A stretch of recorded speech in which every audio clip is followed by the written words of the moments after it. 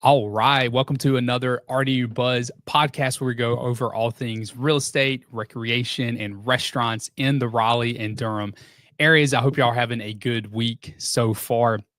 We are in the middle of what a lot of folks here who are from North Carolina call fall spring. Really, I think folks throughout the Southeast call it that. So if you're not familiar with the term, basically in the middle of winter, you have this very short period of time where it gets into like the 60s and 70s here. I think today was like 75 degrees and it's just wonderful. Like the weather is wonderful. You just have this break from the cold and I love it. I just love it so much. That's what we're in the middle of right now. And it's one thing I just love about the North Carolina area. So anyway, but I hope y'all are having a good week. We've got some really good topics tonight. We're going to kick it off with housing data. We're going to start with looking at the January housing data for the area. I think there's some really encouraging things to look at. So we're going to look at that together, and then we're going to dig into a handful of local stories after that. But January is one of those months where you look at the housing data, and not all of the data points that we typically use are necessarily pertinent in January, and I'll kind of get into that here in a second. But there are some important data points that are worth looking at. What do new listings look like compared to last January? What does inventory overall look like? How many homes for sale are there currently compared to last January? So those are things that we typically look at. Data points that aren't as important in January, in my opinion, are things like what percent of list price did sellers receive? Because that January closings are December contracts. So we're still, that data point lags so far behind that it's an indicator of competition, but it's really pulling from December. So we're looking at December contracts when you're looking at January closings. And so that data point is something I typically don't dig into until we get a little bit further into the year, like a March or April, when it really starts to kind of show, okay, like what kind of level of competition are we seeing in the market this year? Obviously, there's gut feelings and there's all that kind of stuff that, you know, we help folks guide or we help guide folks through because we're obviously in the market on a daily basis. But from a data standpoint, those are things we typically don't look for until later on in the spring. But there is some encouraging. So I'm going to pull up my screen here so y'all can see it. So this is looking at how many new listings have hit the market. This is our MLS, every single area included in our MLS, which is a lot of different areas. So this is not just Raleigh. This is not just Cary or Durham. This is a lot of different areas. So when you niche down our areas to different towns, different zip codes, things look a lot different than sometimes what this one looks like when it's looking at the entire region. But in general, there's some really encouraging signs, and we're going to kind of niche it down here in a second to some different towns. But new listings are up in our area 10%. So 10% growth from last January to this January as far as how many new houses are hitting the market. When you look at homes for sale, which is how many homes are currently on the market for sale, that number is up. So that's a good indicator of inventory. How much inventory is currently on the market? Inventory is up 22% from last January to this January. That's really good. That's the kind of numbers that we want to see from an inventory standpoint. We do want to see a growing level of inventory because in general, that's going to reduce competition and make the market a little more accessible for buyers. So if you're a seller, it's not as good of a thing, but I think for the market in general, it's a really healthy thing. We need to see inventory begin to creep back up. So when you kind of break this down to a specific, specific towns, so I want to put Cary in here, I want to put Apex in here, and I want to put Holly Springs in here because those are areas that we typically see quite a bit. Here we go, Holly Springs. The data here is really encouraging as well. So, this just gets me so excited, honestly, because we want to see inventory increase. And hopefully we're seeing some like early signs of that inventory increasing to a level where we just start to see some like a normal housing market begin to show up. So if you look at, we'll start with new listings here. If you look at new listings and you look at carry's up 6% in new listings. Apex, and again, this is January 2024 to January 2025. Apex is up 41% in new listings. That's a huge jump. Holly Springs is down 7%. However, if I pull out new construction, again, this is something where you kind of toggle around a little bit and you can kind of see what's going on. And I just focus on resale, right? So pull out new construction. We're just looking at the resale side of things. Carry's up 4.5%. Apex is up 47%. This is new listings. And Holly Springs was down, but now they're up 7%, which tells me the builders have pulled that number down. So the amount of new construction in Holly Springs this January compared to last January is lower, but the number of resale homes is higher.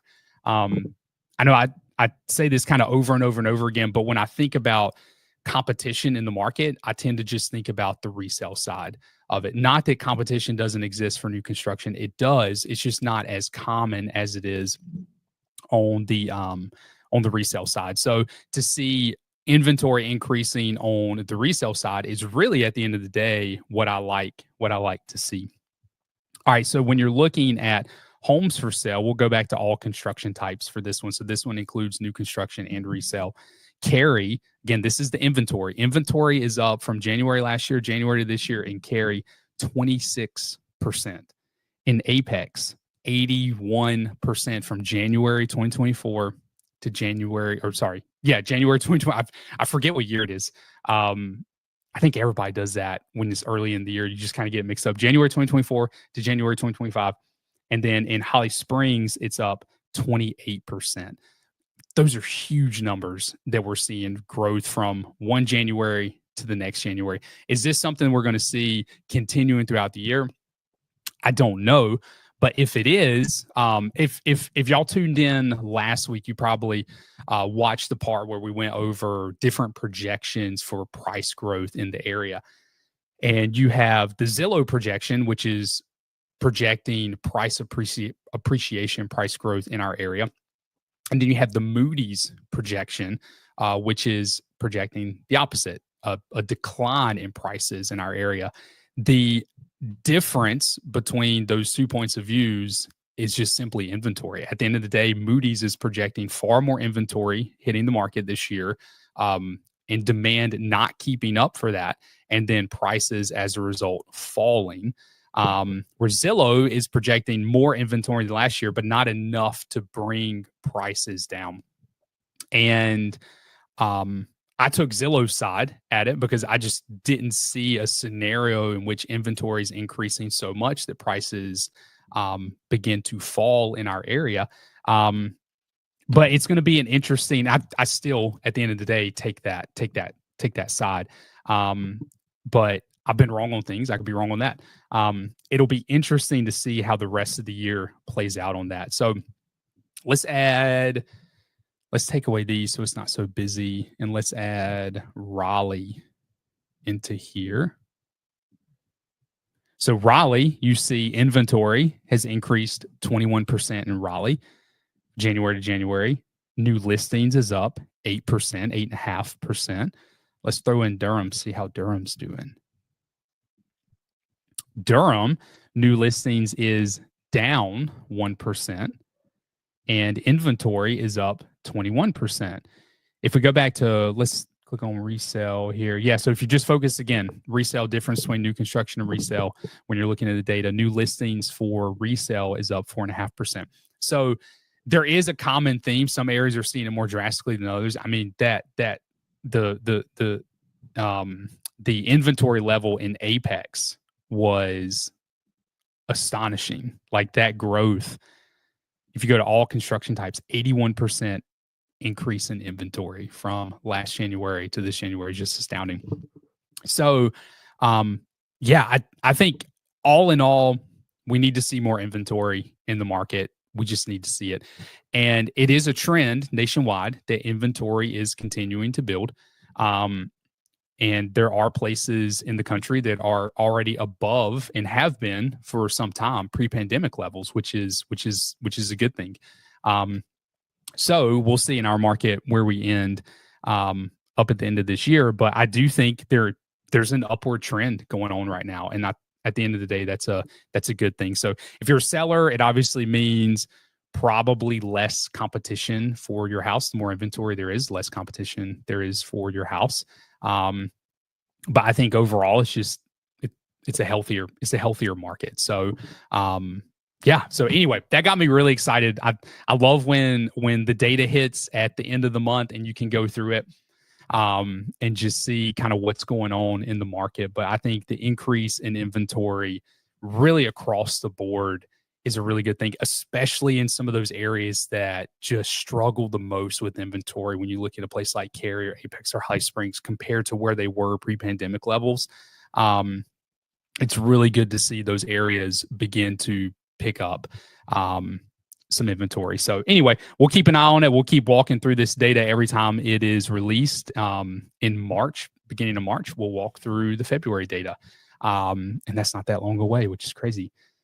So anyway, that is the update on the housing market. And we will move to some local stories now.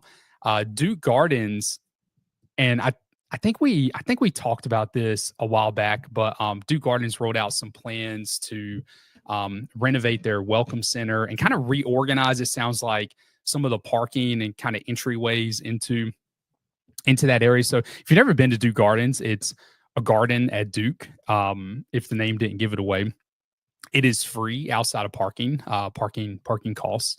But the gardens itself is free. It's 55 acres. They're beautiful. I mean, truly, like it's a stunning area. I didn't know this until I started reading this article, but they have roughly 600,000 visitors a year visit Duke Gardens. And I mean, it deserves a large amount of people visiting just because it's a really beautiful area. But anyway, they're doing a $30 million investment that's essentially gonna redo, like I said, the welcome center, and some of the kind of entry points as you come in. It sounds like, and maybe some of the parking. I wish it was adding more parking, because parking there, if you've ever been, parking's tough. Like it's really tough, and it's about to get more challenging. I think it seems like from this article, during the weekdays, you're not going to be able to park at Duke Gardens. You're going to have to essentially, I guess you're going to have to park in a different area and walk over or take the bus or something like that. It sounds like on the weekends, you might be able to park a little bit closer by at some of the Duke University parking areas. But in general, at the end of the day, hopefully this $30 million renovation will just make it a little bit nicer of an area. But I mean, I haven't gone a ton, but the times I did go, I mean, the Welcome Center was already kind of nice. They talked about it showing signs of wear and tear, and I'm sure it was, but I didn't notice a ton of it. But regardless, it's a beautiful area. If you have not been, if you're local and you haven't been, you need to make sure to check it out. I'd probably wait until the renovations are done, because it's probably going to be a pain to go check out during that time. But if you're visiting the area, it may be worth still going there, just because of how truly amazing of a place it is. But I wanted to cover that. And then there are a couple new restaurants coming. So this is talking about Lafayette Village. So Lafayette Village, if you've never been, it's a shopping center in North Raleigh. It's off of Honeycutt Road. No affiliation with me whatsoever that I'm aware of. But if you ever go, you will see that it's off of Honeycutt Road. There's a lot of Honeycutt things here that I don't think are anywhere remotely related to me or my family, which is kind of odd. But I'm from the Charlotte region. But anyway, you can kind of see from this picture, like it's a little bit of like this. It's basically like a European village. They have like this little miniature Eiffel Tower and the shops and the restaurants. it's a really cool area. My favorite coffee shop, Jubala, is there, and it's no longer their only location. They got other locations throughout the region. But there's a couple new restaurants coming in. So there was a place called Village Grill. I think Village Grill closed back in December. It's going to become the Pickled Onion. So that's going to open up, I think, in the next couple months, this article said.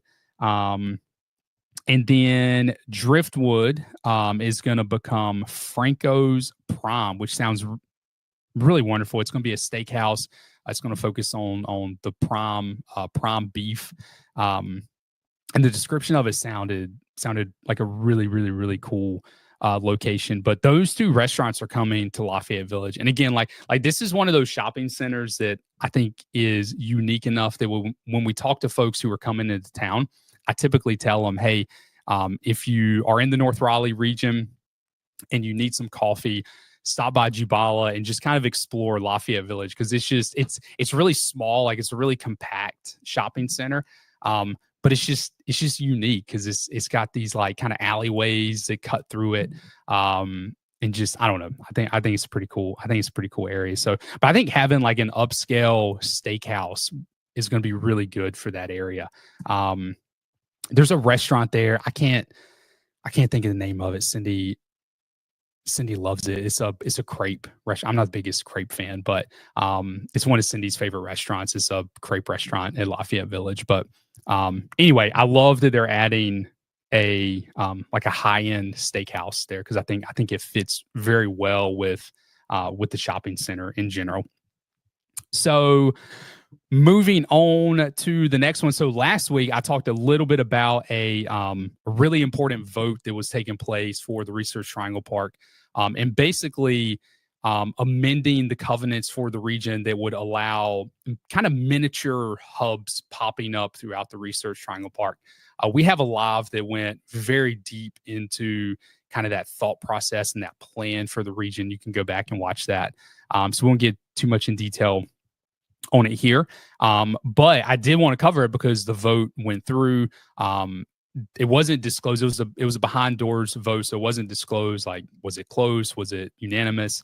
But at the end of the day, the vote went through, and the covenants are being changed. And so, what will happen is, at this point, it's up to the property owners in the region, so like the corporations who own the land, and then basically working with like the local government to rezone some of that, to turn some of it into apartments, or some of it into restaurants or retail or whatever it is. But basically having these kind of miniature RTP hubs. I don't think anything remotely close to what they're building now, but these like miniature areas kind of throughout the Research Triangle Park. So anyways, that's a big deal that it went through, because that is like, if you ever have driven through the Research Triangle Park, and I know I said this last week, but it's just a ton of space. Like, there's nothing really to see. I mean, you obviously have the corporations there, but there's a lot of underutilized space that could easily become something far better than what it's being used for today. And I think that's kind of the vision of the leaders of the Research Triangle Park is how do we better utilize the land that we have in ways that just makes the city better, the area better, and the people benefit from. So anyway, I'll be excited to see kind of what that becomes as we go through the years, kind of how that kind of area begins to transform itself. It already is transforming itself, but really what that looks like, 10, 15 years from now. So some other news that came out is, which we all knew, well, maybe not everybody knew, but most people, at least who watch this show, knew that the section of 540 that was completed last year was done. But the final phase is going to be starting and breaking ground soon. They're supposed to be breaking ground, according to this article, this summer, and it will be completed by fall of 2028. It's final 10 miles, basically connecting where it ends now all the way up into the Nightdale area. I was talking with someone this week just about that kind of southern side of Raleigh, and they were looking in an area that was kind of right where it was going to cut off. And they they would kind of want to get to more of like the Wake Forest area at some point. But as I was talking to them about that area, it just hit me how transformative that last 10-mile stretch would be for them, because where they live, they could hop on there and they could easily get to like that kind of northeast region of Raleigh. Obviously several years from now, but excuse me, in general, I was like, man, like that's going to be incredibly transformative to so many people who live on that southern side. Now you can obviously live down there and you can get kind of to the western side pretty quickly, or up to Durham pretty quickly. The airport, the Research Triangle Park, like all those areas are much, much, much more accessible than they were. But that east to northeast side from South Raleigh is still somewhat challenging to get to. And like it's gonna make it so much easier to get to. I think in general, if construction, I mean, I know nothing obviously about road construction other than it tends to take a very, very, very long time to complete the rest of that stretch over a 3-year period. Isn't too bad. I mean, I feel like 540 has been under construction for a very long time, but this last portion is really only 3 years away. So anyway, I thought, having those dates of starting this summer, any by fall of 2028, hopefully there are no delays in that process, but it's going to be super, super, super transformative. All right, we'll end with a little bit of some bummer news, I guess is what I'll call it. But Epic Games, for those of you who don't know, Epic Games is headquartered in Cary, which I still think is really cool that company's headquartered in Cary. But basically, years ago, they'd purchased the Cary Town Center, torn it down, and had initiated a rezoning process for that. And the Cary Town Center was, let me find it. I thought I had it pulled up in the article here. Okay. The company initially was going to put their headquarters there. And it was supposed to open, I think, in 2024. It was going to be a mixed-use district. It was going to have, which is like kind of just the new thing. Everything's about these mixed-use districts. 3.5 million square feet of office space, a hotel, 75,000 square feet of commercial space, parking spaces, recreation fields, outdoor work areas. Like, it's going to be a really cool area. And they were working with the county, and then everything just kind of went dark on their end, at least according to these articles and things that we've just kind of followed over the years. And essentially what happened was Cary has pulled that permit or rezoning request and declined it because it was just sitting there and there was no action being taken on Epic Games' part. And so it wasn't the town of Cary that, denied it necessarily. I mean, they did deny, but what I'm saying is it was because of Epic Games' lack of doing anything with that. And so at the end of the day, I don't think anyone really knows what's going to happen with the Cary Town Center, what the plans are with it. I mean, the plans were really, really fascinating to be Epic Games' new headquarters, and now it looks like it's just going to continue to sit there. So I think this article is from News and Observer, and they just didn't, Epic Games really, here said, we reached out to Epic Games and have not heard back. And that's basically where it is. So I don't think anyone knows at the end of the day what's going to go there. Hopefully, and that was from a Cary council member. So hopefully something happens with it. But I mean, this is obviously something that a lot of folks were excited about and kind of thought was going to be a really good thing for the town of Cary. And now it's just a vacant area. This council member called it a moonscape, which probably is pretty accurate based on what it looks like. So anyway, there's a little bit of like bummer news on that, but hopefully Epic Games steps up and does something with it. I still think it's cool that they're headquartered in Cary, of all places, headquartered in Cary. I just think that's really neat. All All right. So that is all that we got today. I didn't mention this at the beginning, but obviously this is not live. This is a pre-recorded one. And I also failed to mention at the beginning, make sure to put in the chat where you are watching from. If you're local, if you're watching out of state, that just helps us as we kind of put together this content in a way that hopefully helps you the most as you watch it. But yeah, that's all I got tonight. So I hope y'all have a wonderful weekend, and we'll see y'all here next Thursday. All right. Bye, y'all.